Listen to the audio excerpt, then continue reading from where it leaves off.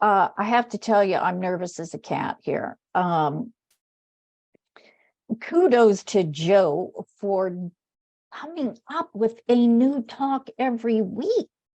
I mean, I don't know how he does it, except that he has so many years of practice and I don't have hardly any practice at all. So bear with me. And I hope that maybe there might be some little something out of this talk that might resonate with you today. But I know for sure that there's always magic in the 20-minute silence. And so even if there isn't, we're still going to be okay. So today, really, what I wanted to do was just share a little bit about the Enneagram, and really just kind of like one tiny little drop in the bucket, because the Enneagram is an endless tool that we could use for our spiritual journey and our personal development. But I'm very interested in human behavior and, why we do the things we do, and how did we get here, and how do we get ourselves out of this mess we sometimes make of our lives. And so I thought what I would do is just share quickly the journey, and the Enneagram is just one way of explaining the journey that we embark on in life, that has us build up a personality and then get confined by that. And so I'm going to share a little bit about that. Then I'm going to talk a little bit about just what I have been able to learn about myself from studying the Enneagram. I don't know if I would have learned the things that I have learned about myself if I hadn't been able to be introduced and study the Enneagram. So I wanted to share that. And then I also want to spend a few minutes just talking about, how we can get loosened up from our personality and get back on the path to our true nature. So I'm going to share for a second, if I can figure out how to. I'm going to share this picture of the Enneagram symbol. And, Joe talks about the Enneagram quite a bit, and I know there's varying levels of knowledge about the Enneagram, but this is the symbol. And the Enneagram really explains how it explains 9 different archetypes that we use to make our way through the world. And most of the Enneagram teachers these days stress that even though one of these types is our home base, we really draw from all 9 types, and it is worth the effort to learn about all 9 types. But as you can see, there's all of these lines within the inside of the Enneagram that connect one point to another point. And every point on the Enneagram is connected to 2 other points. But then there's all of these other connections that I'm not going to go into today. The thing that I really wanted to focus on was this internal triangle that connects points 9, 6, and 3. because if we look at those 3 points, it kind of tells the story of how we come into the world, how we develop a personality, and then, where we go from there. But just before I do that, I will say that the circle that goes around the outside of the Enneagram, it symbolizes oneness with the source of all that is. And there's lots of other symbolism that is included in the Enneagram, but we kind of need to start out there because that's where we come into the world. And we all, another kind of symbolic thing about the Enneagram, or that the Enneagram teaches, is that we all come in at 0.9. But we come in as infants, awake and open and just unencumbered.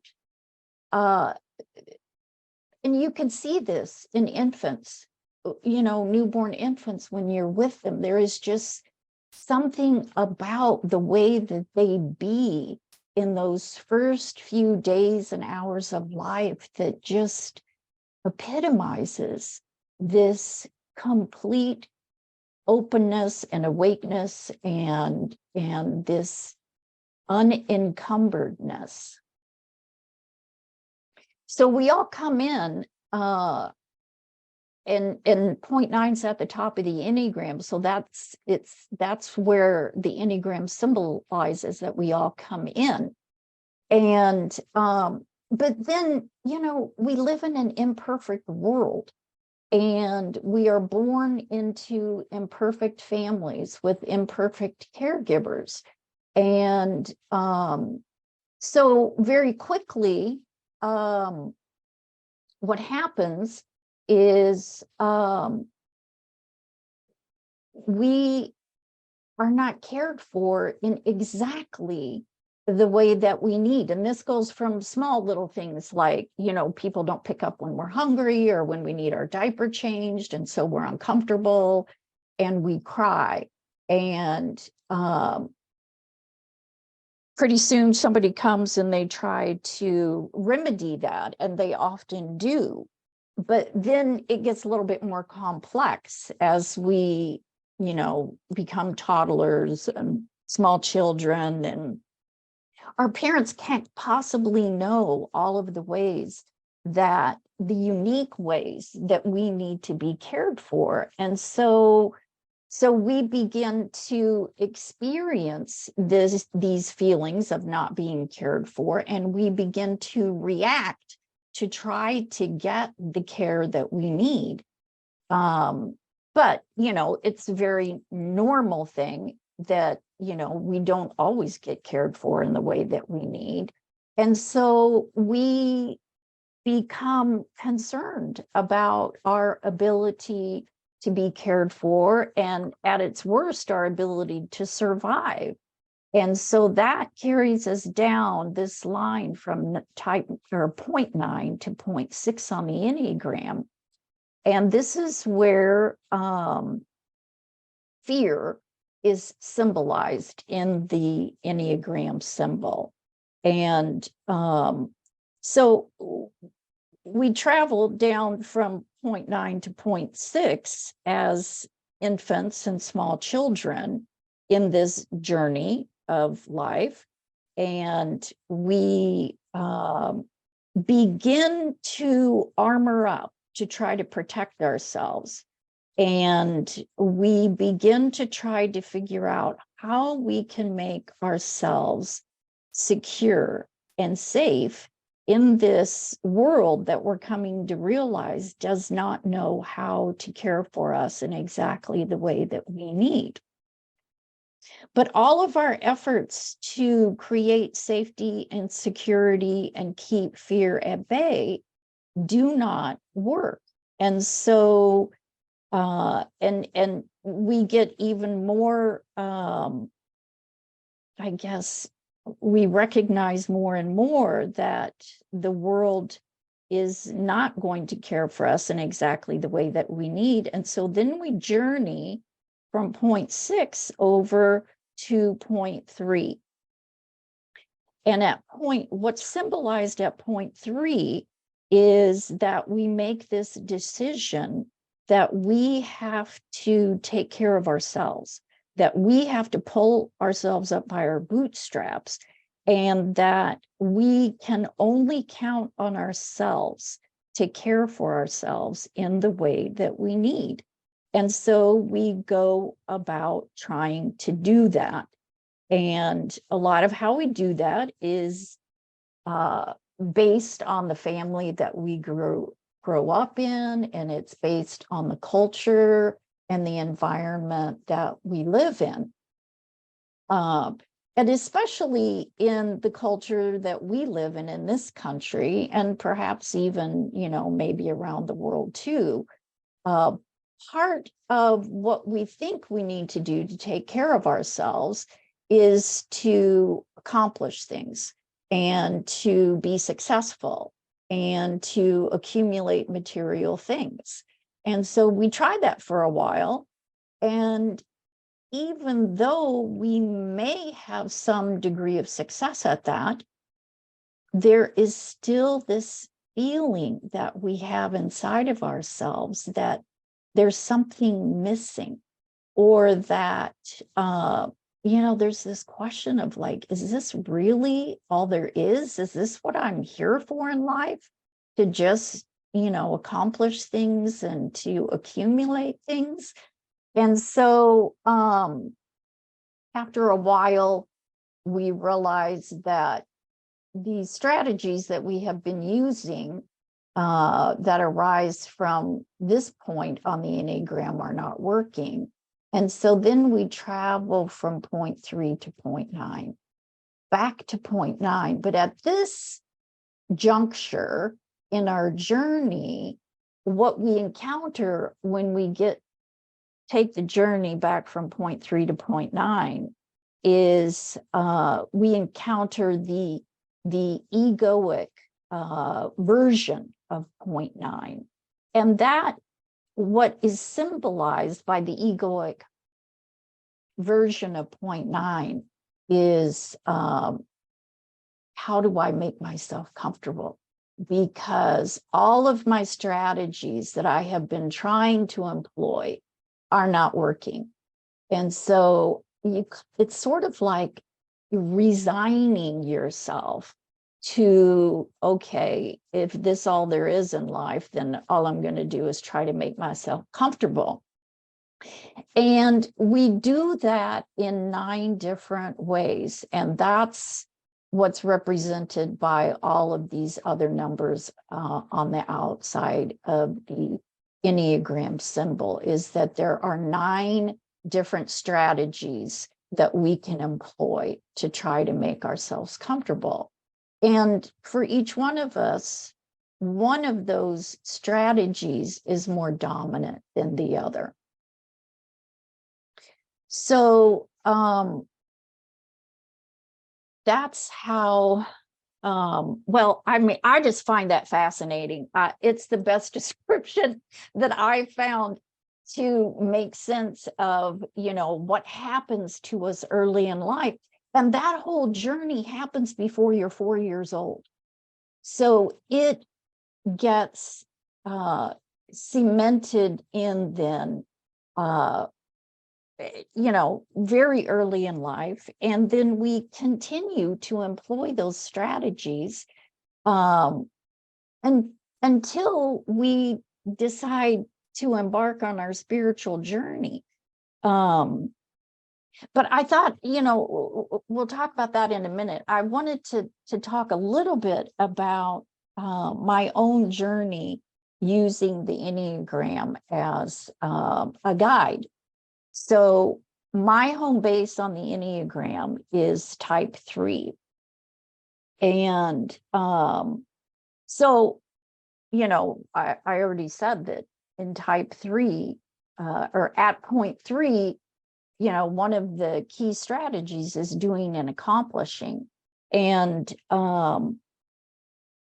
that has been my home base for my entire life. And I look back on my early upbringing and I see how, so we all have a predisposition to one particular type when we come into the world. And because we have that predisposition, we pick up on certain cues that our environment gives us, certain cues that our parents give us. And I realized, there was a couple things that happened to me when I was a child that probably really strengthened my predisposition to, turn into a full-blown type 3. And one of them is that I was the fourth of 5 children. And so when you're number 4 out of 5, it's like, what can I do here to get attention and to be appreciated? And one of the things that I must have learned early on is that by doing things and by accomplishing things, that's how I made my parents proud, and that's how I got attention from them, and that's how I felt good about myself. And so I just have continued that strategy for my entire life. And I have to tell you, when I first started studying the Enneagram and I realized I was a type 3, I thought, wow, type 3, that's the best type you can be, possibly. Because, it fits right in with, the American culture of striving and doing and, trying to be successful. And I thought, wow, why would you want to be any other type? And it took me a long time to understand the shadow parts of a type 3. And partly because one of the shadow types or shadow characteristics of type 3 is deceit. And so, I used to read that all the time, and I would be like, deceit? I don't deceive myself. I don't deceive other people. And then I remember one time when I was down at Joe's, I was sitting in his Zendo, and I can't remember exactly what happened, but all of a sudden it was just like the veil was ripped off. And I was like, oh my gosh, I deceive other people all the time. And it's not like I'm doing it, intentionally, but type 3s just kind of have this way of pitching whatever they're talking about in a way that only like highlights the good things and the things that you want to utilize to try to, help the other person come over to your way of thinking or to the same conclusion as you. And, I realize I do that quite effortlessly. And so that's something that I really have to pay attention to. The virtue of a type 3 is veracity or honesty. And so I have to really be careful to be honest and to include everything, not just the things that I want the other person to know or that I think will help bring the other person over to my point of view. It took me a lot longer in life to figure out how I was deceiving myself. But over time, I have learned how I also deceive myself. And, and I just read this in a new Enneagram book that was published. It talked about the false bravado of a type 3. And that really rang true for me because we do kind of put up this facade of false confidence. And I realized when I was working on this talk this week that working on this talk and knowing that I'm going to be, sharing my thoughts with all of you really brings to light this false confidence. It's so easy for me to say, yes, I'll do a talk. I can do a talk. I have lots of things I can talk about. But then underneath it is just this intense panic, almost this fear that I will be found out to be empty and, just kind of a shell. And so I think it's good for me to do things like this because it causes me to have to be honest with myself and to tap into that underlying fear that it is so easy for me to cover up. Another way I deceive myself is by also projecting this air of competence, of capability. And I will absolutely work tirelessly to produce a good result. I mean, I will put in countless hours to produce a good result. But what is that covering up? It's covering up this fear of being helpless and not being in control of, my life. And the most recent example of that is, and I just had this insight last week. Some of you know that we have an adult son with autism, and for the longest time, my husband and I were like, we're just going to have David live with us for the rest of our lives because we cannot count on anybody else to take care of him the way that we want him to be taken care of. But of course, he's going to outlive us. And so over the past couple of years, we have really had to come to grips with this. And we are getting very close to setting him up in his own house with other caregivers. But this brings up intense fear on my part and a realization that, I am not going to be able to control his care for forever, for the entire time that he lives, if he lives beyond, when we live. So, I mean, it's just something that I have had to recognize that part of what drives me is this fear of helplessness and this fear of not always going to be able to be in control. And of course, not in control most of the time over most of the things in my life, but there is always that sort of, I don't know, idea that I operate from, that I'm in control even when I'm not. And then the last thing I want to share with you about what I've learned from the Enneagram is that for point 3 on the Enneagram, unworthiness is at the core, this feeling of unworthiness.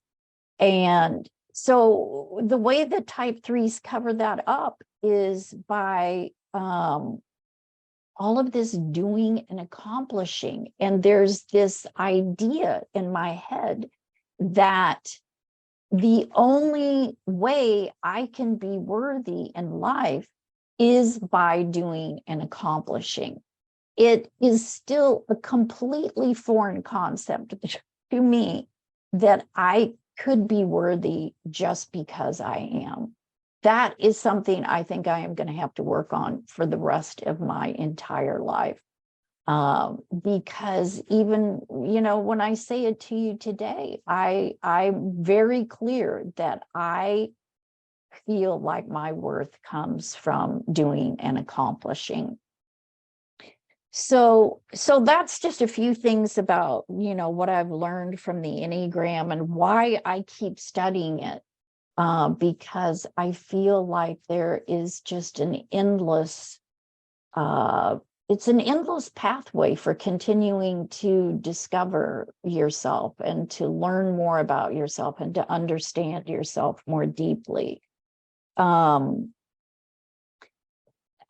Just a couple of other things that I want to say. One is that, and this came up last week in the sharing, people think, oh, I don't like my type. I am kind of ashamed of, some of the aspects of my type.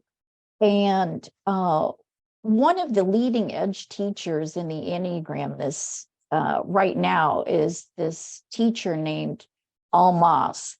And he wrote a book a couple of years ago called The Keys to the Enneagram. And basically, what he's trying to get across in that book is that our personality is a facsimile of the essential quality of our dominant type.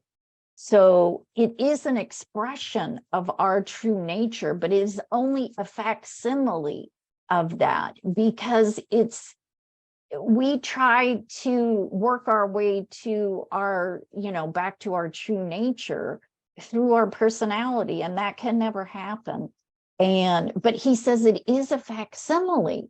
And so basically what he's saying, and what all other Enneagram teachers are teaching, is that the way back to our true nature is through being honest with ourselves and being and attending to what's happening for us in the moment right now. Let me see if I can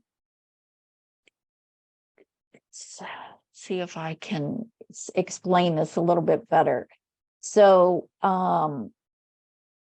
basically, what he is saying is that if we can only attend to what is happening to us in the present moment, if we can be honest with ourselves and be true to that is our pathway and a connection to our true nature. And so to make this real, I think what you can do is just think about what is a current challenge that you have in your life right now. And if you can get in touch with how that current challenge feels in your body and what kind of emotions are elicited when you think about this current challenge that you have, that is your pathway back to your true nature. So to just simply pay attention to those feelings instead of trying to ignore them or to sweep them under the carpet or to distract ourselves so that we don't feel those things that we're feeling. Basically, what he is saying is attend to those feelings and those physical sensations, and give kindness and compassion to those feelings and those physical sensations. And so this takes us right back to the talk I gave the last time I was in front of this group, which is simply be honest with yourself, but you have to get quiet and you have to really go inside and say, what is happening for me right now? How do I feel? And to just give some kindness and compassion and some space to whatever it is you are experiencing in the moment, and just stay there. And on its own, if you just give it some space and you just breathe, um, and just be with it for a while, then you're really coming back to yourself, to your true self. And you can only do that in the present moment. And so really that is what all the Enneagram teachers are trying to teach these days. And it is, if you go back and you look at any Enneagram book that you have on your shelf, you can find this, but it's not spelled out really explicitly. Sandra Maitri, in her book, The Spiritual Dimension of the Enneagram, she really does spell it out, but you have to kind of have a hint of it to be able to see it in the book. Russ Hudson and Don Rizzo, in their book, which is, what is their book called? The Wisdom of the Enneagram, they talk about it. Jennifer Joss just wrote a new book on the Enneagram called the Enneagram Symbol, and it is amazing. She actually maps Joseph Campbell's hero's journey onto the Enneagram symbol and shows how that hero's journey is your pathway back to true nature. And I mean, it's a fascinating book. I haven't finished it yet, but she does a wonderful job. And she's also pointing to this pathway back to true nature is simply sinking into yourself when you are experiencing a challenge and just saying, what's going on for me right now? What do I feel? And what am I experiencing? And just attending to it with kindness and compassion. And then, you know, it'll do whatever it does. You may have an insight, you may not, you know, you may have to work on it for a while. You may have to come back to it many times.